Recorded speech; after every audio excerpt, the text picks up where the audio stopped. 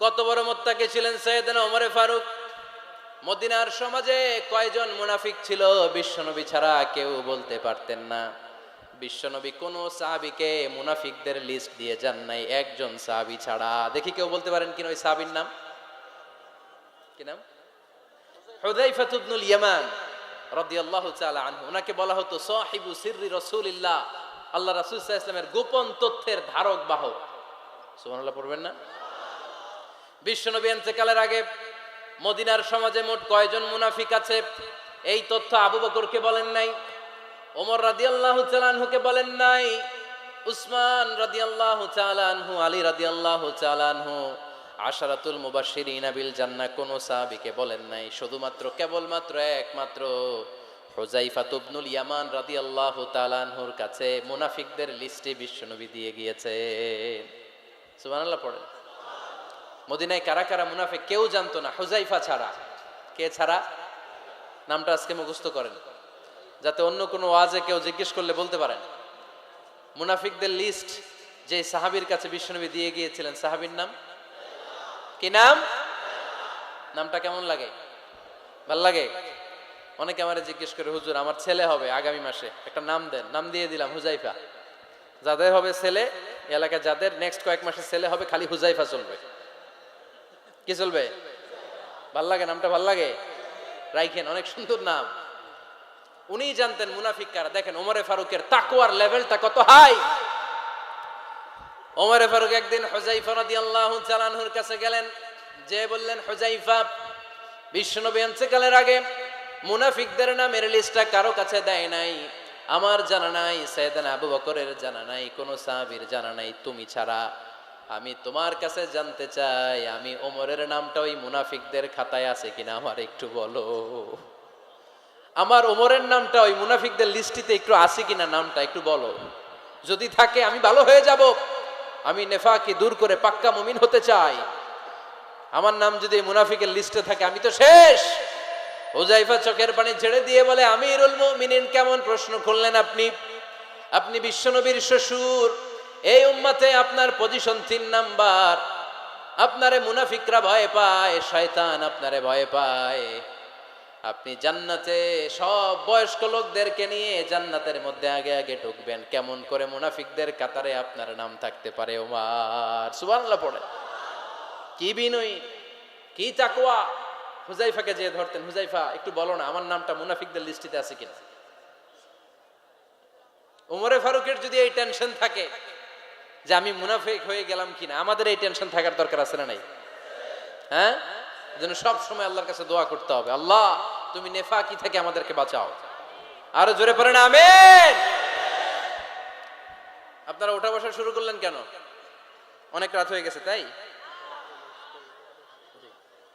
হ্যাঁ, শেষ করে দেই তাহলে না?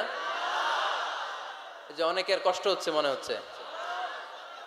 হ্যাঁ, এক নম্বরে যাচ্ছে এইটা, এইটা সব মুখস্থ দেখি।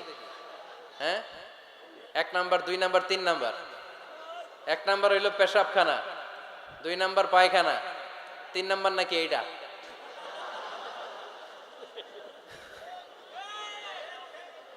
আছে না নাই? না। সিগারেট কোন মুসলমান খেতে পারে? সিগারেট হয় টোবাকো প্ল্যান্টস থেকে, তামাক পাতা। ফরিদপুরে চাষ হয় নাকি? হয়। কোন থানায় হয় বেশি? হ্যাঁ, তামাক ক্ষেত যারা দেখছেন, কোনো বেড়া লাগানো লাগে? কারণ ছাগলেও মুখ দেয় না। তো যেটা ছাগলে খায় না, এটা কোনো মুমিন বান্দা খাইতে পারে? তো খান কেন এগুলো, এই পচা জিনিস? হ্যাঁ, এই পৃথিবীতে বিড়ি আর সিগারেটই একমাত্র খানা যেটা টয়লেটে ঢুকে খাওয়া যায়, তাই না? পৃথিবীতে সিগারেট আর বিড়ি একমাত্র খাবার। রাগ করবেন না যারা খান, রাগ করেন না। আবার একটু কমন সেন্সটা কাজে লাগানোর জন্য, চিন্তার জন্য বলতেছি। এটাই পৃথিবীর একমাত্র খাবার যেই খাবারের গায়ে এই খাবারের বদনাম লেখা থাকে, স্মোকিং কজেস ক্যান্সার। ধূমপান কর্কট রোগের কারণ, ধূমপান স্বাস্থ্যের পক্ষে ক্ষতিকারক, লেখা থাকে না? আচ্ছা ধরেন ফরিদপুরের একটা কোম্পানি নতুন চানাচুর বের করছে, ওই চানাচুরের গায়ে লেখা এই চানাচুর খাওয়ার 1 ঘন্টার মধ্যে বমি শুরু হবে আর ডায়রিয়া হবে। খাবেন? কি কইবেন? তুই খা। দোকানদারে কি কইবেন? তুই খা, তোর বমি হোক, তোর 14 গোষ্ঠীর ডায়রিয়া হোক, আমি টাকা দিয়ে এগুলো কিনবো না, ঠিক কি না? কারণ এই প্রোডাক্টের গায়ে এই প্রোডাক্টের বদনাম লেখা, এটা আমরা কিনবো কেন? কিন্তু সিগারেটের উপরে সিগারেটের বদনাম লেখা থাকার পরেও আমরা খাই, টয়লেটে বসে খাই। আহা, এটার মধ্যে একটা পয়জন আছে, এটাকে বলে স্লো পয়জন, নিকোটিন। এটা আপনার লাং, ফুসফুসকে শেষ করে দিবে, স্লো পয়জন। সিগারেট খাওয়া অনেকটা আত্মহত্যা শামিল। বিষ খেলে সাথে সাথে মরে, সিগারেট খেলে ধুকে ধুকে মরে।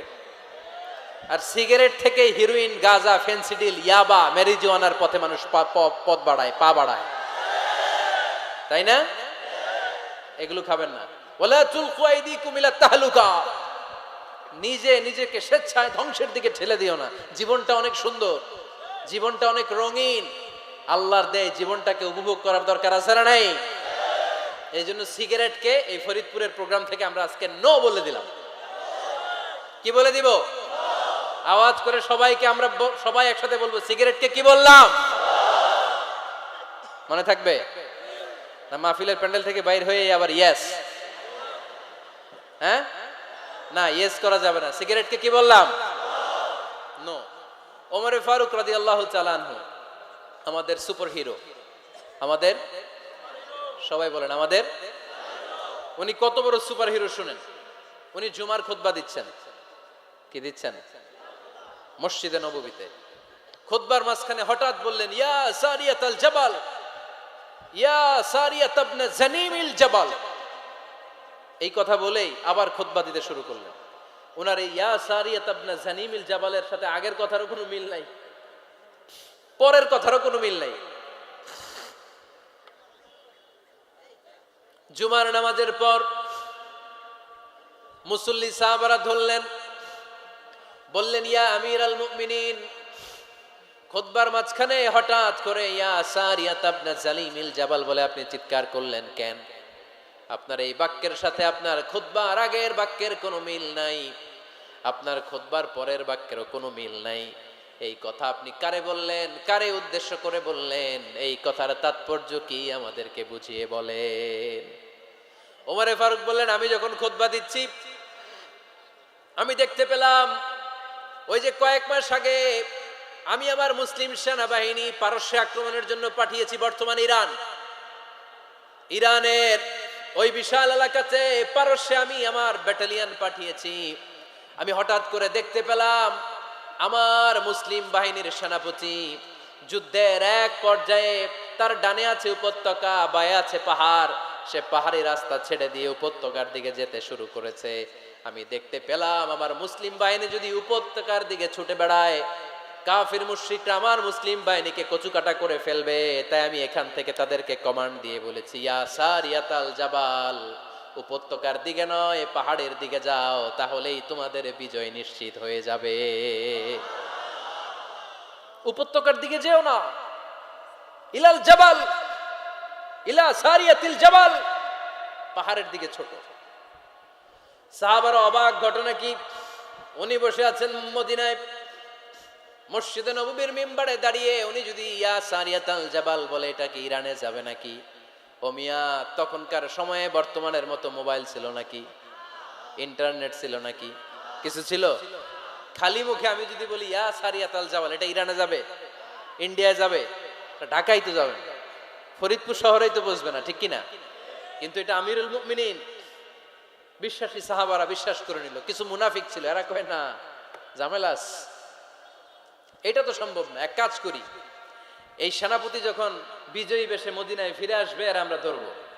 এরা দিন গুনতে লাগলো, এই সেনাপতি মুসলিম বাহিনী নিয়ে পারস্য জয় করে কবে ফিরে আসবে। এই মুনাফিকের দলগুলো কখনো সেনাবাহিনীকে অভ্যর্থনা জানাতে যেত না, কিন্তু এইবার সবার আগে মদিনার উপকণ্ঠে যে সেনাপতিদেরকে অভ্যর্থনা জানানোর জন্য ফুল নিয়ে রেডি, ফুল নিয়ে দাঁড়ায়। সেনাপতি ঢুকার সাথে সাথে ধরছে, এই সেনাপতি কোত্থেকে আসছে? কয় পারস্য জয় করে আসছে। কয় এমন এমন দিন, জুমার দিন দুপুর বেলা যুদ্ধের মাঝখানে আমিরুল মুমিনিনের কণ্ঠের কোন কথাবার্তা শুনছো নাকি? সেনাপতি অবাক, কয় তোমরা জানলা কেমনে? শুনছি তো। সুবহানাল্লাহ পড়বেন না? আমরা যুদ্ধে একটা ভয়ঙ্কর অবস্থার মধ্যে ছিলাম। পেছন থেকে শত্রু আমাদেরকে আক্রমণ করতে শুরু করে দিল। ডানে যাব না বায়ে যাব, সামনে যাব নাকি পেছনে যাব, রাস্তা খুঁজে পাচ্ছি না। ডান দিকে ছিল আমাদের উপত্যকার রাস্তা, বাঁ দিকে ছিল পাহাড়ি পথ। আমরা সোজা পথ হবে মনে করে উপত্যকার দিকে ছুটতে আরম্ভ করলাম। হঠাৎ করে আমিরুল মুমিনিনের কণ্ঠ বজ্র কণ্ঠে আমার কানের মধ্যে ভেসে আসলো।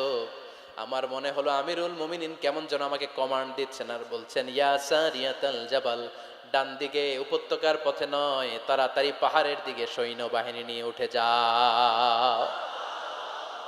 পাহাড়ের দিকে, ডানে না। This is wrong track and this is the right track. ওই দিন যদি ওমরে ফারুকের ওই গাইডলাইন, আমিরুল মুমিনিনের কমান্ড যদি আমি না শুনতাম, আজকে বিজয়ের বেশে ফিরতেও পারতাম না, আমাদের চেহারাও তোমরা দেখতে পেতে না। ওমরে ফারুকের ওই কমান্ড, ওই গাইডলাইন অদৃশ্য থেকে শোনার কারণে এই পারস্যের মধ্যে আমাদেরকে সেই যুদ্ধে বিজয় দান করেছে কে? দিস ইজ ওমরে ফারুক, দিস ইজ ওমরে ফারুক। বিশ্বনবী বলছেন, ওমর, মা লাকিয়াকা শাইতানু সালিকান ফাজ্জান ইল্লা সালাকা ফাজ্জান গায়রা ফাজ্জিক। ওমর, শয়তান ইবলিস যদি তোমারে কোনো রাস্তা দিয়ে হাঁটতে দেখে, শয়তান ওই রাস্তা রেখে দিয়ে অন্য রাস্তা দিয়ে হাঁটে। সুবহানাল্লাহ বাড়িতে যায় বললেন। কে বলতেছে? বিশ্বনবী। কার ব্যাপারে? ওমরে ফারুকের ব্যাপারে। শয়তান যদি দেখে যে ওমরে ফারুক এই রাস্তা দিয়ে হাঁটতেছে, শয়তান ওই রাস্তা রেখে দিয়ে অন্য রাস্তা দিয়ে হাঁটে। সুবহানাল্লাহ পড়েন। রাত্রিবেলা আমরা আমাদের বাচ্চা ছেলে মেয়েদেরকে যখন খাওয়াই, বাচ্চারা খেতে চায় না, এরকম হয় আপনাদের ফরিদপুর এলাকায়? হ্যাঁ, এই এলাকায় হয় নাকি? খেতে চায় না বাচ্চারা, এই চকলেট দেখায়া, এই মিনা কার্টুন দেখায়া, এইটা সেইটা এগুলো সেগুলো বলে, গল্প টল্প বলে ভুলায়া খাওয়ানো লাগে, তাই না? তারপরও খায় না। আমারও ছোট মেয়ে আছে, খেতে চায় না, এইটা সেইটা এমনি সেমনে খাওয়ানো লাগে।